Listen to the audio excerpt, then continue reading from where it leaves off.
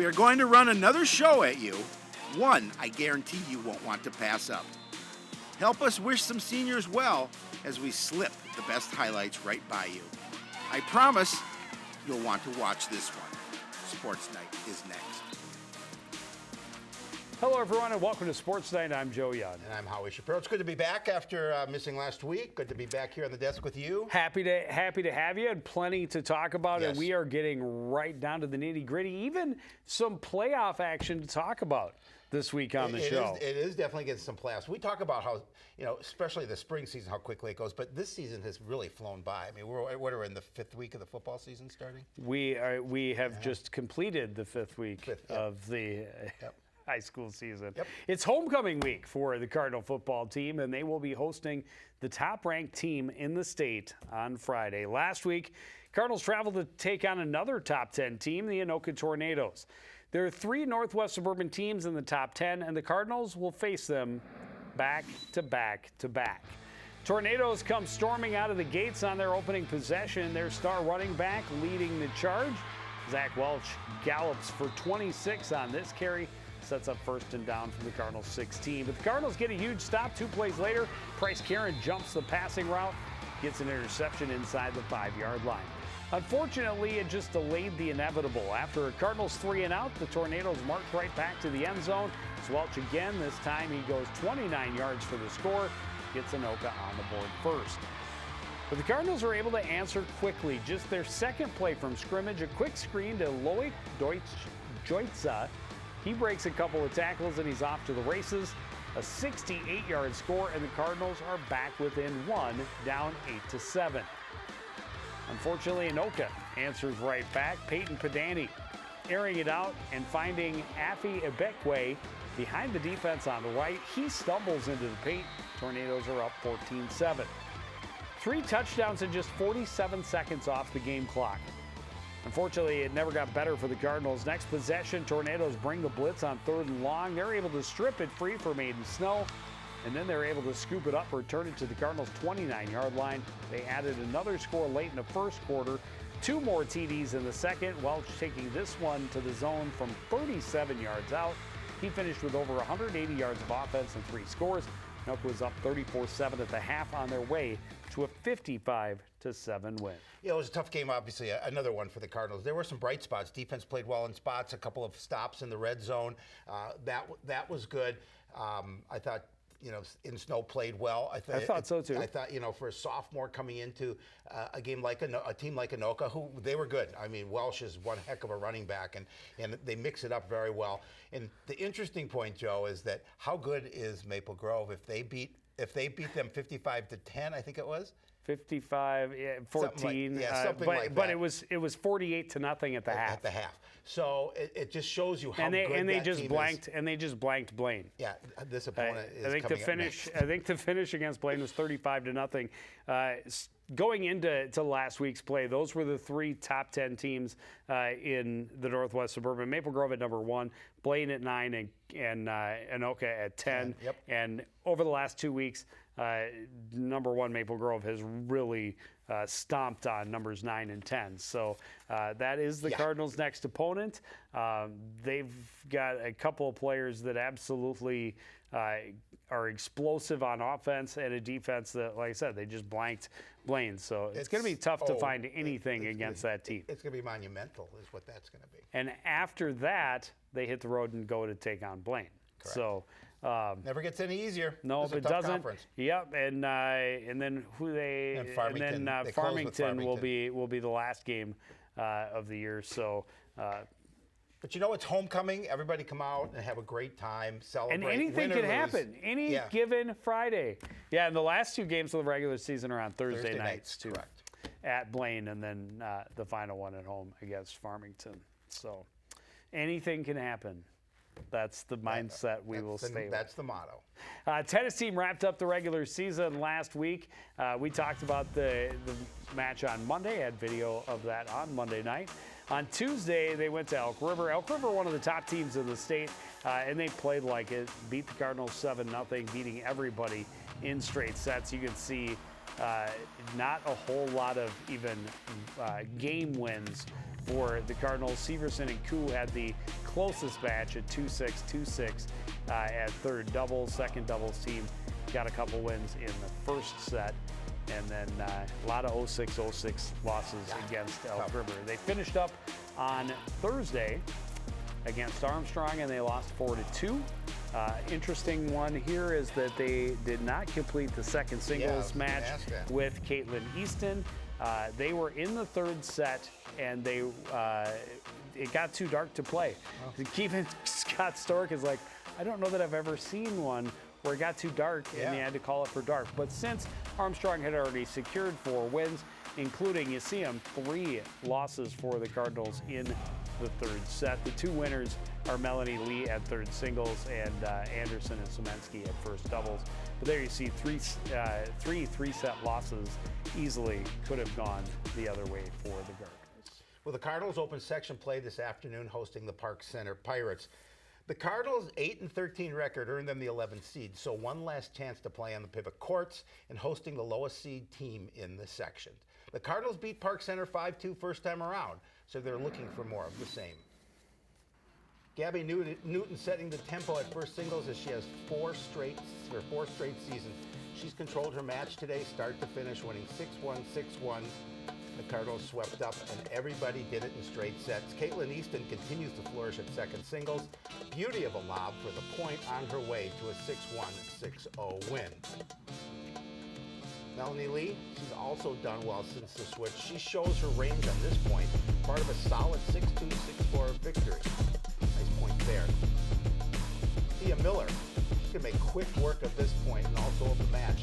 She's a winner by the score of 6-1, 6-3. Cards, they didn't let up a doubles. Great play by Avery Anderson at the net on this point. She and Abby Saminsky win 6-1, 6-0. Move to second doubles. Cora Weber and Macy Ruddy in the near court, and solid net play from both. Ruddy finishes it off, and they're going to cruise to a 6-0, 6-2 win. Morgan Severson and Talitha Coon keep the streak intact with a 6-3, 6-1 win at third doubles. Cardinals sweep up and win by a score of 7-0. So there you have it. Not only did they get the win, convincing fashion, but they improve on the earlier match against Park Center when they had won 5-2. Yep. Now they sweep up. They go to number 6, Buffalo, on Tuesday. They lost to Buffalo in the first game of the regular season by a 5-2 score. They're hoping to see if they can improve on that for sure, and maybe pull off an upset and get into that quarterfinal round. On any given Tuesday. That's right. We like to stay positive here at CTN. Well, the volleyball team only had 1 match last week on the road against the team ranked 2nd in the state. The Champlin Park Rebels were 15-2 with both losses to number 1 Lakeville North. Cardinals, coming off their first victory of the season, would be hard-pressed to keep pace. Early in the first set, it's exactly what the Cardinals are doing. Solid attack and even better defense on this point. Bella Nelson and Lydia Foster combined for the block. CR is only down 7-6 at that point. Unfortunately, Rebels took complete control after. Cardinals with a soft pass across. Champlin turns it quickly. Carly Gilk finishes strong. Champlin Park takes the first set, 25-10. Cardinals serving early in the second. This is one of the positives they take. Solid points like this. Riley Powers with a solid dig. A clean set, and Nelson gets the kill in the middle. But those points, unfortunately, few and far between against a juggernaut like Champlin Park. Rebels with another dominant finish in the second. Catherine Adler hammers this one home to help the Rebels to a 25-7 victory in the second. Cardinals down big early in the third set, but they don't stop fighting. Another big strike from Bella Nelson for this point. So while they weren't able to avoid the sweep, they get a couple more positives to take away. Check this point out. This is how you dig and score a point at the same time. Freshman Lexi Cuevas gets knocked on her butt, but puts it in the perfect spot in the back corner for the point. All smiles, even in the 25-10 loss in the third. Yeah, tough one again. I mean, obviously they'd like to see more points scored, and obviously try and be more competitive. But Champlin Park is so good. Well, it's really difficult to gauge yourself against an opponent like that. And we talk about it every sport, every year. so many really good teams in the Northwest Suburban. It may take a while. We talked to, Coach Rich, he came in last year, that it's going to be a process. Yes. And getting to the point of those upper-level elite teams in the conference is going to take a while. But they'd like to start gaining a little more room on those lower teams and start slowly climbing the ladder toward the top. Good attitude, though. They have a good attitude. Just a handful of games remaining. They host Blaine tomorrow. And Howie? We'll be there. They are at Osseo on Wednesday, and then they finish it up next week with a couple of games. Swimming and diving team was on the road to take on Rogers last week. And again, looking for the positives. This is a really small team that we've talked about. A lot of youth, a lot of inexperience. Coach Radis said a lot of personal bests in this, and girls continuing to go through their process. They did get a win from Gabby Lewis in the 100 butterfly and also from Smith Jeanette in diving. Second place finish in the medley relay.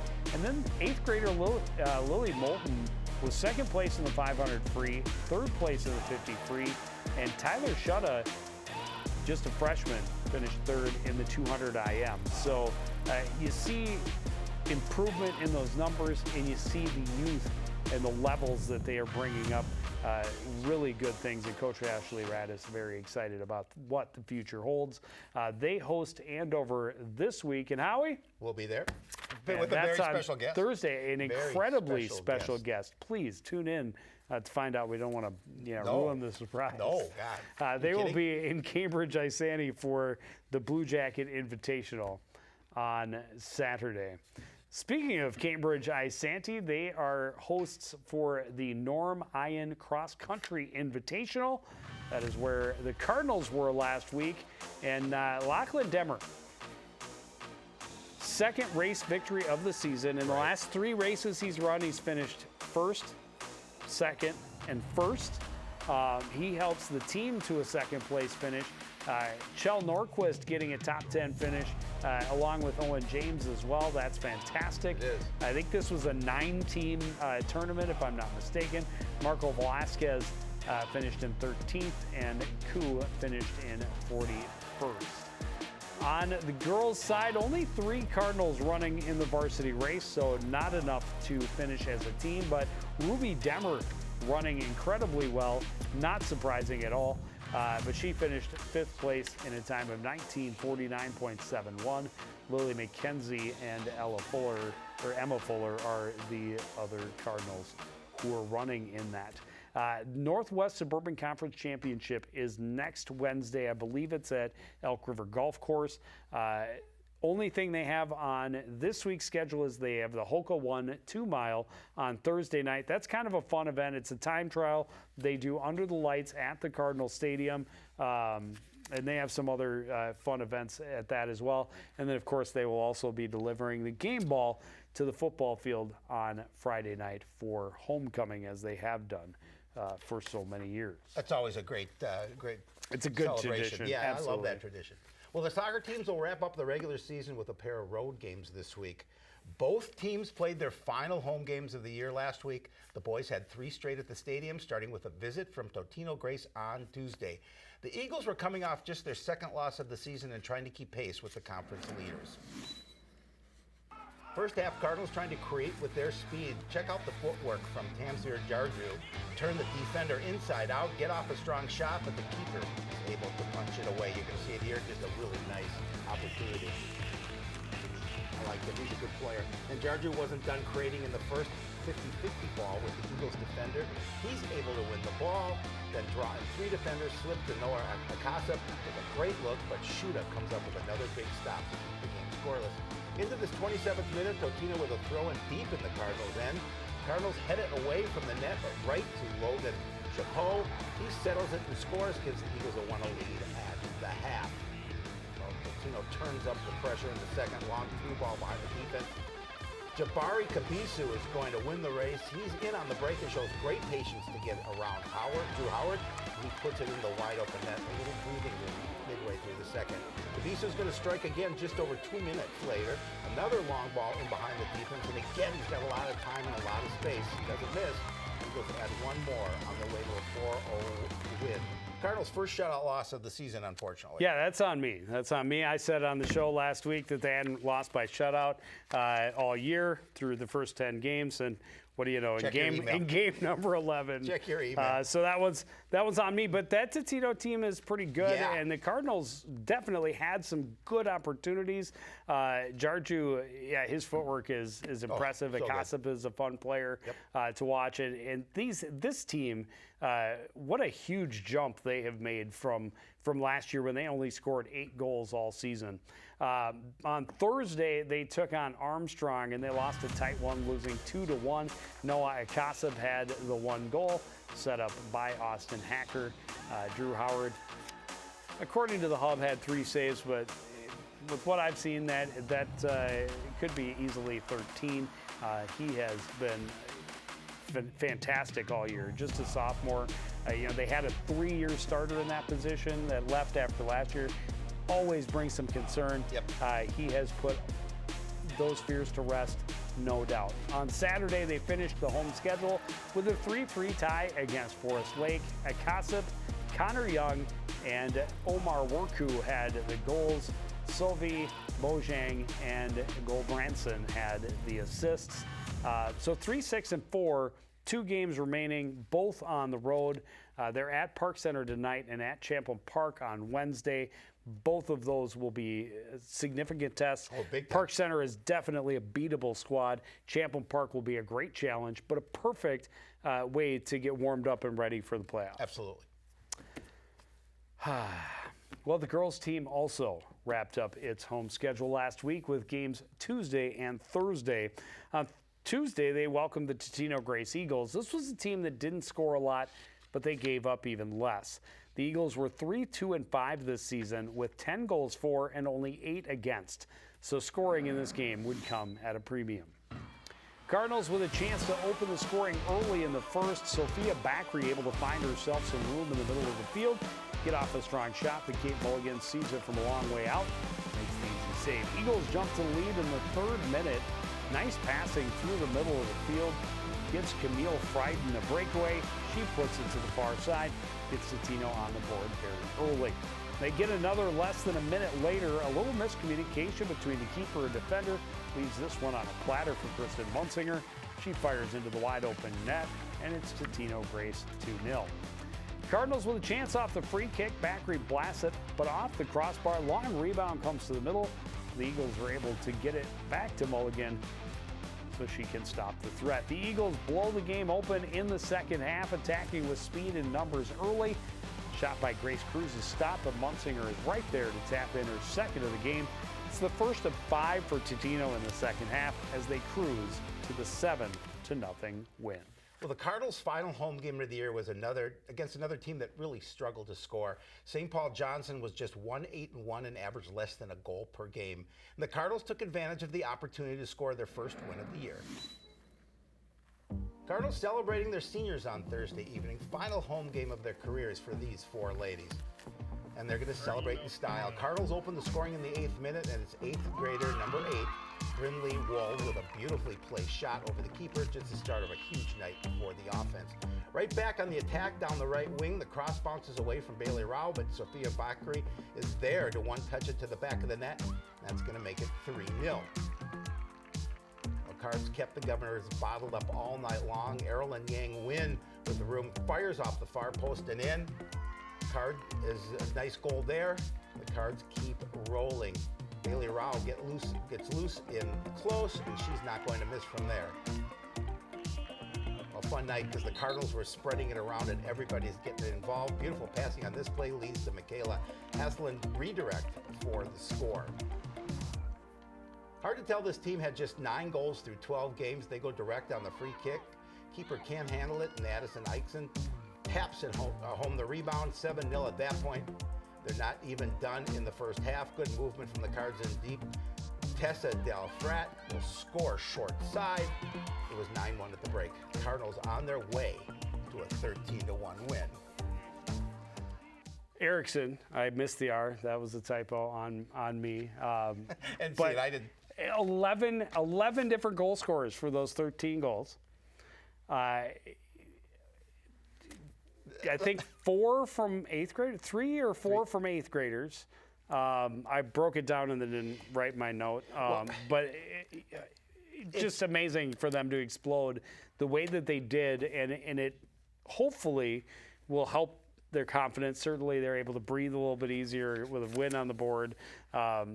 But a couple of games this week and then on to the playoffs. Yeah, I mean, granted, the team they played, won 8-1 coming in, but the fact that they were able to score that kind of output and get some goals before, 11 different goal scorers. Close to closing things out. So 11 different goal scorers. That's amazing. Yep. And again, getting contributions from the 8th grade level, like at least 2 or 3, because we saw couple of them, and I know that Avery Larson scored as well, so I think it's at least 3 and maybe 4 of the goals coming from the 8th graders. Great. They have 5 8th graders who have gotten varsity time this year, so pretty impressive, and they're obviously having an impact. They too close out the season at Park Center today at Chample Park on Wednesday, and then hopefully next week on Sports Night we'll have some more wins to talk about. We'll definitely, we should probably, maybe not definitely, we should know by then where both boys and girls soccer teams are going for the first round of the playoffs. But that is going to do it for this edition of Sports Night. Here's what we have coming up for you. Volleyball on Tuesday hosting the Blaine Bengals. Swimming on Thursday hosting the Andover Huskies. And football homecoming night against the top-ranked Maple Grove Crimson on Friday night. But that's going to do it for this edition of Sports Night. I want to thank everybody out there for joining us and continuing to support everything we do here at CTN. For the entire crew, including Howie Shapiro, I'm Joe Young, saying goodnight.